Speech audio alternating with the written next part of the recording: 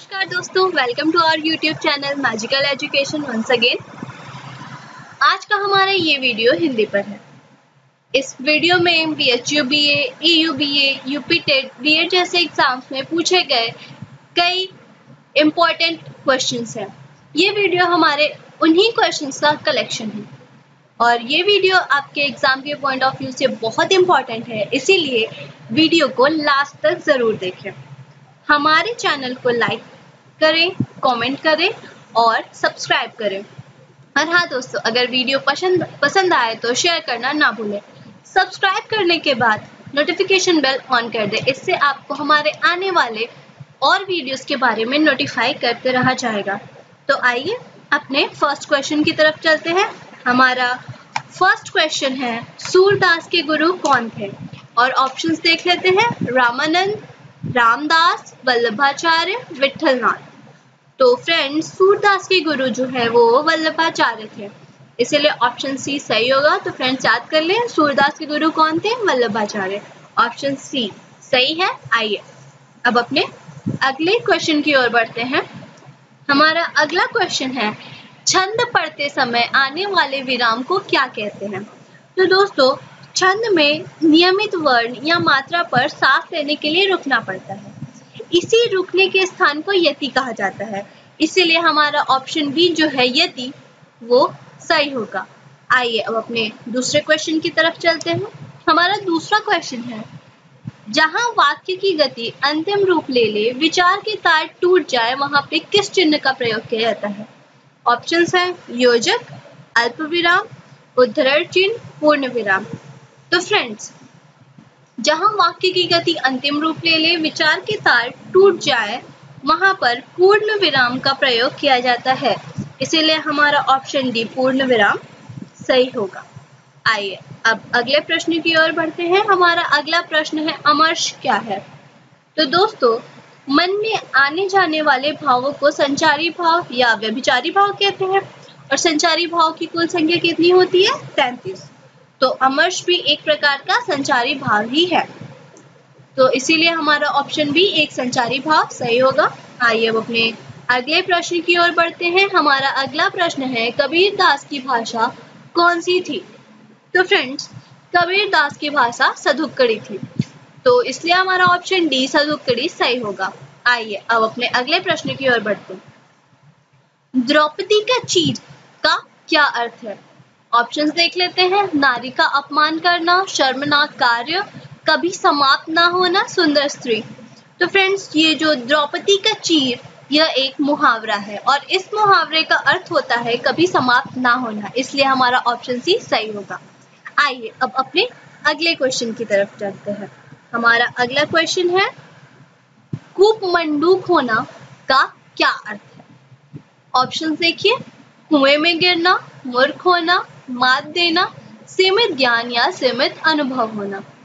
तो कूपमंडूक होना ये भी एक मुहावरा है और इसका जो अर्थ है वो होता है सीमित ज्ञान या सीमित अनुभव, इसीलिए हमारा ऑप्शन डी सही होगा। अब आइए अपने अगले क्वेश्चन की तरफ बढ़ते हैं। हमारे अगले क्वेश्चन में हमें इस वाक्यांश के लिए किसी एक शब्द का चयन करना है। वाक्यांश क्या है? पूरब और उत्तर के बीच की दिशा।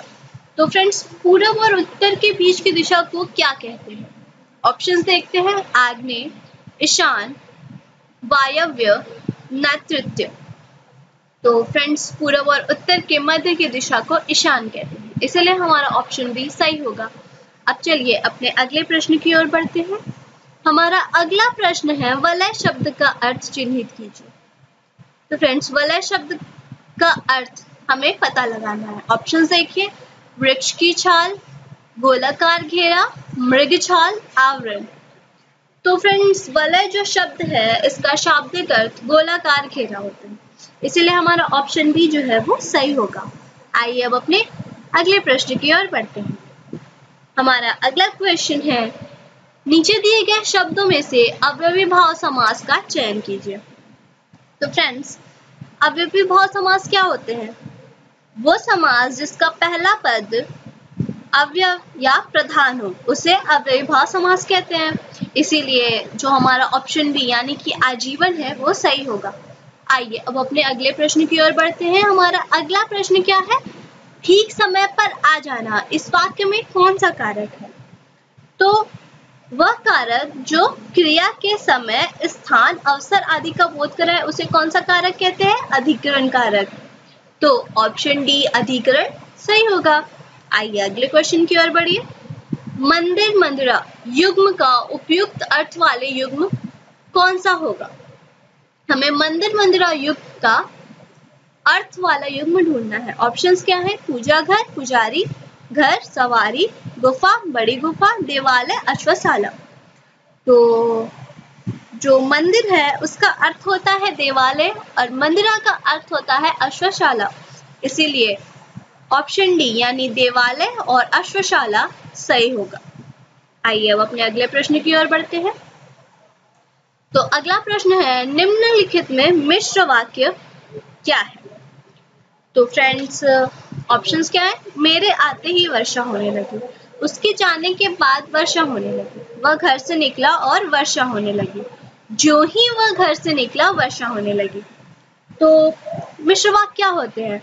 जिन वाक्यों में एक प्रधान उपवाक्य हो तथा दूसरा आश्रित उपवाक्य हो और दोनों वाक्य आपस में जब तक, जहां वहां, अगर तो इत्यादि से जुड़े हो तो उन वाक्यों को मिश्र वाक्य की श्रेणी में रखा जाता है।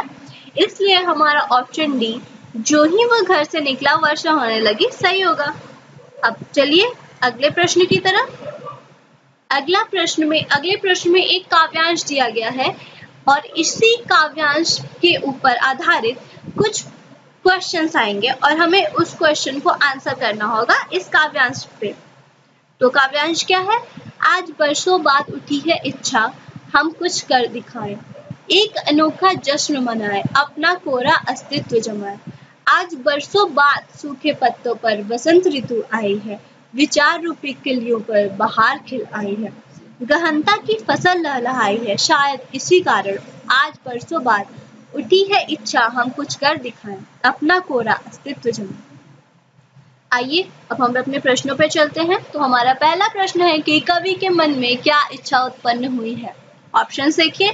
कुछ महत्वपूर्ण कार्य करने की, मन से बातें करने की, खुशियां मनाने की, अपनी पहचान बनाने की। तो कवि के मन में क्या इच्छा उत्पन्न हुई थी? कुछ महत्वपूर्ण कार्य करने की। इसीलिए हमारा ऑप्शन ए सही होगा। आइए अब दूसरे प्रश्न की ओर बढ़ते हैं। दूसरा प्रश्न क्या है? सूखे पत्ते किस चीज के प्रतीक हैं? ऑप्शंस क्या है? पतझड़ के, अकाल के, मन के सूनेपन के, शुष्कता के। तो यहाँ इस काव्यांश में सूखे पत्ते जो है वो मन के सूनेपन के प्रतीक हैं। इसलिए हमारा ऑप्शन सी सही होगा। अब चलिए नेक्स्ट क्वेश्चन पे चलते हैं।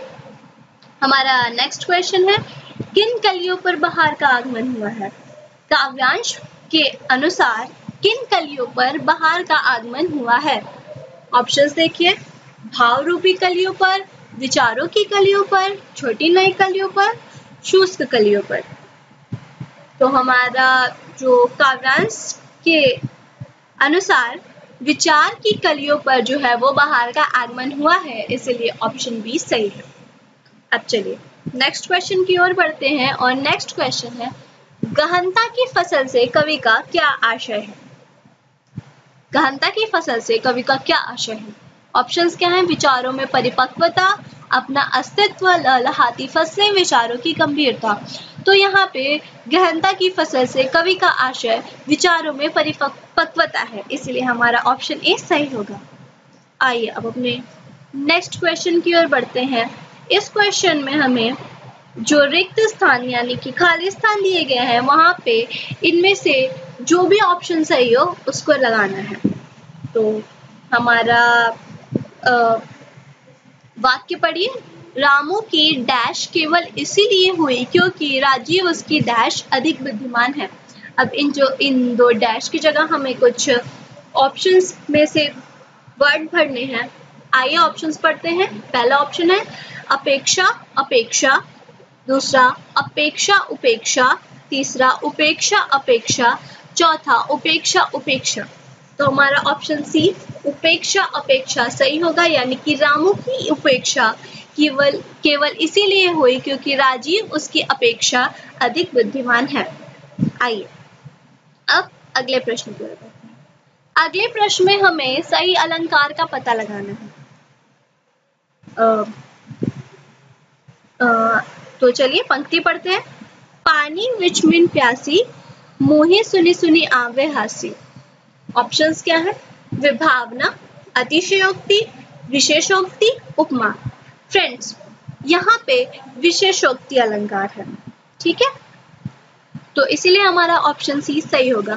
फ्रेंड्स, अगर आपको अलंकार के बारे में और ज़्यादा डीपली स्टडी करना हो तो हमारे प्लेलिस्ट में अलंकार के ऊपर कुछ वीडियोस है, आप उन्हें देख के पढ़ सकते हैं। वैसे यहाँ पे इस पंक्ति में विशेषोक्ति अलंकार है। आइए नेक्स्ट क्वेश्चन की ओर बढ़ते हैं। अगला प्रश्न क्या है? निम्नलिखित में से किस विकल्प में सभी शब्द व्यक्तिवाचक संज्ञाएं हैं?